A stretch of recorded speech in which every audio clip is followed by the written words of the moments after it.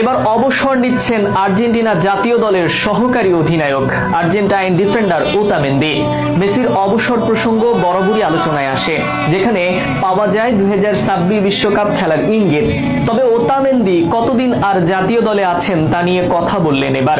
Argentina জাতীয় দলের এই সহকারী অধিনায়ক লিওনেল স্কালোনির স্কোয়াডের রক্ষণভাগের বিশ্বস্ত এক তারকা। আন্তর্জাতিক ফুটবলে কতদিন খেলা চালিয়ে যাবেন এমন প্রশ্ন উঠেছিল ওতামেন্দির কাছে।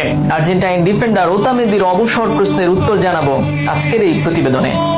অবসর প্রসঙ্গে যা বলেছেন আর্জেন্টাইন ডিফেন্ডার ওতামেন্দি। সবশেষ কোপা আমেরিকায়ও আর্জেন্টিনার জাতীয় দলে 3 অভিজ্ঞ তারকার উপস্থিতি ছিল, যদিও 3 জনই ছিলেন পেশাদার ফুটবল ক্যারিয়ারের পরন্ত বেলায়। এদের মধ্যে আনহেল ডি মারিয়া অবসর নিয়েছেন কোপার শিরোপা জিতে। বাকি আছেন লিওনেল মেসি ও ডিফেন্ডার নিকোলাস ওতামেন্দি। মেসির অবসর প্রসঙ্গ বরাবরই আলোচনায় আসে, যেখানে পাওয়া যায়